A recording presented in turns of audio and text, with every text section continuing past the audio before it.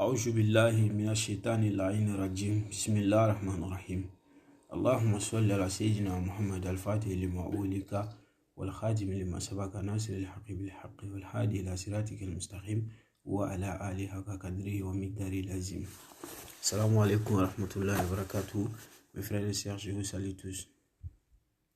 Alhamdulillah Rabbil Alamin.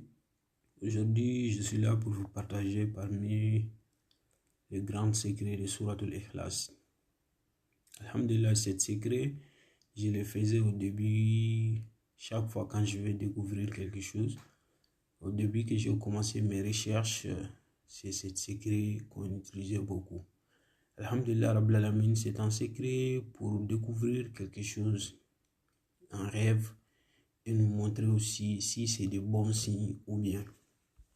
Alhamdulillah, pour pratiquer ce secret, il faut tout d'abord effectuer lavage de janaba, parce que il y a beaucoup de musulmans, ils ne savent même pas comment laver janaba. Donc, à chaque fois, il faut savoir faire lavage de janaba. Alhamdulillah, Rabbil Alamin, comme on nous avait dit, une femme qui voit son règle, elle doit effectuer lavage de janaba, ou bien si elle part au lit avec une personne, elle doit effectuer lavage de janaba. Si un homme aussi, c'est pareil. Donc, il y a d'autres qui ont expliqué, il y a des explications, la manière qu'on lave ça.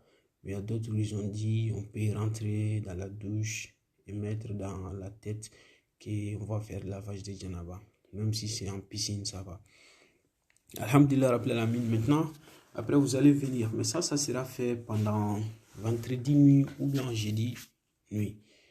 Alhamdulillah Rabbil Alamin, vous allez venir sur votre tapis de prière et effectuer d'abord des rakas. Des rakas à votre choix. Maintenant, la salutation finale, astaghfirullah 100 fois, salat sur le prophète Muhammad sallallahu alayhi wa sallam 100 fois. Après, directement, vous allez faire les zikr de Suratul Ikhlas 111 fois. Après, Suratul Fatiha 9 fois.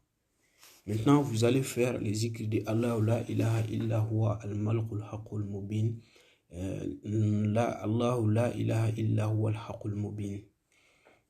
Donc, vous allez faire Allah la ilaha illa huwa al-haqqul mubin. Allah la ilaha illa huwa al-haqqul mubin. Donc, vous allez faire les zikr de ça 1111 fois. Après, Nabba'ani al-alimun khabirun, Nabba'ani al-alimun khabirun, vous allez faire ça 1111 fois. Ça sera fait la nuit. Si vous savez que dès que vous allez finir, vous allez aller dormir. Maintenant, quand vous faites ça, vous allez tout justement mettre votre chapelet en bas. Vous allez déposer votre chapelet. Maintenant, si vous déposez votre chapelet, qu'est-ce qu'il faut faire? À votre 10 doigts, vous allez lire Suratul Ikhlas, Qul huwallahu ahadun, Allahu samadun, à chacune de votre doigts. Maintenant, si vous lisez ça, et le moment que vous avez déposé le chapelet, vous allez fermer les yeux. Si vous fermez les yeux maintenant, cette lecture sera faite une fois sur les 10 doigts, donc ça veut dire 10 fois. Mais ça sera fait le moment que les yeux sont fermés.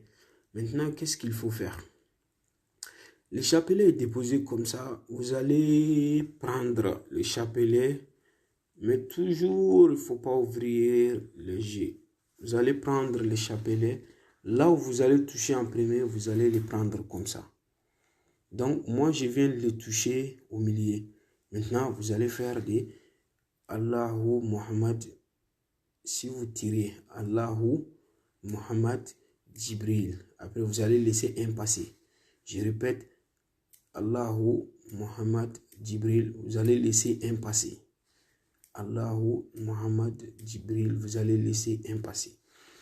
Donc, si vous faites ça et que vous êtes arrivé, il reste 4, vous avez arrivé Allahu Muhammad Jibril, et ce que vous laissez passer, si c'est ça le dernier, donc ça veut dire que ce que vous voulez faire, c'est pas quelque chose qui sera bien pour vous.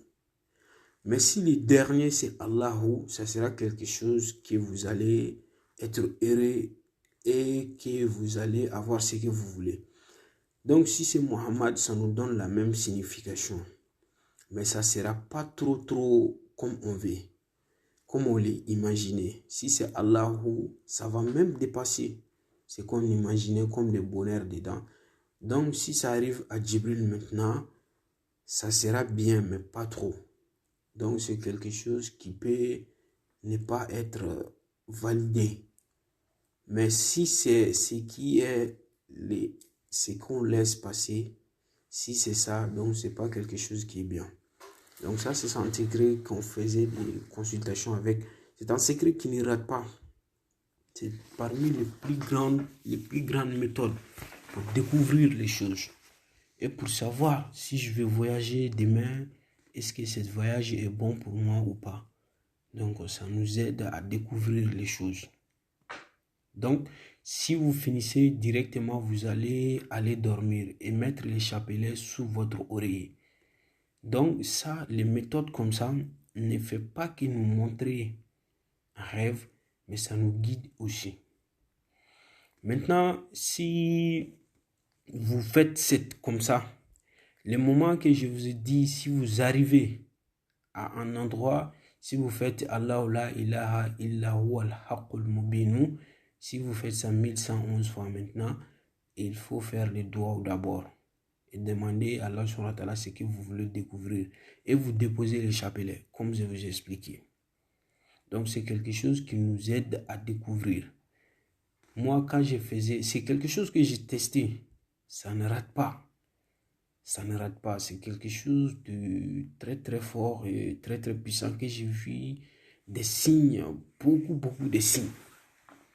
J'ai vu plein de signes avec cette méthode. Donc c'est ce qui nous aide à découvrir plusieurs choses aussi. Alhamdulillah Rabbil Alamin. Donc ça c'est cette méthode.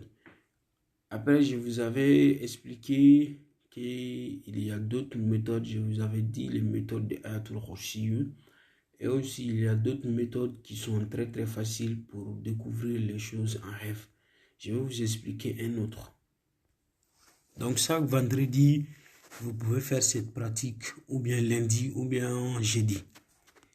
Vous allez juste vous réveiller la nuit.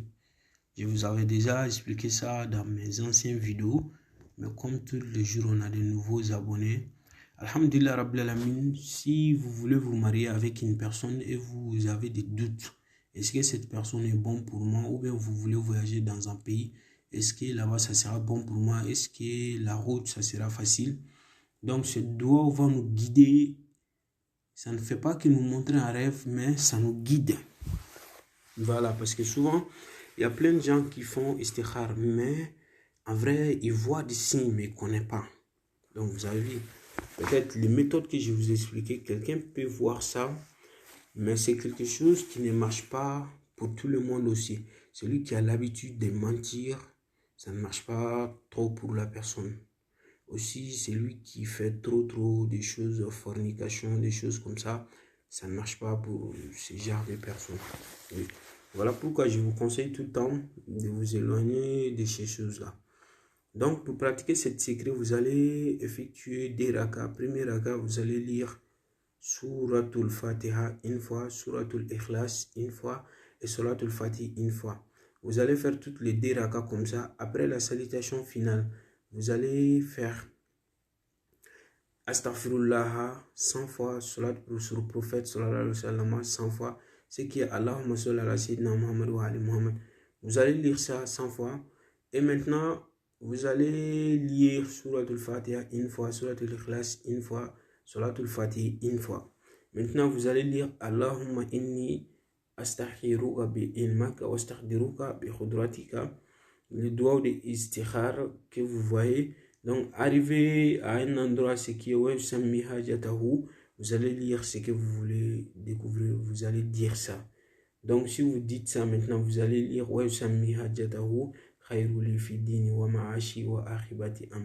donc, jusqu'à la fin. Donc, ça nous montre directement un rêve ou bien ça nous montre des signes. Parce que souvent, si on fait l'istikhar et qu'on rêve dans les mosquées, ça nous montre que les choses qu'on a fait, c'est des choses bien, c'est des bons signes, ou bien un cimetière. Mais si vous rêvez de voir des chanteurs ou bien des gens qui ne sont pas bien. Donc, ça veut dire que cette chose ne vous sera pas bien. Mais, justement, ça vous guide aussi. Voilà, que Dieu nous protège.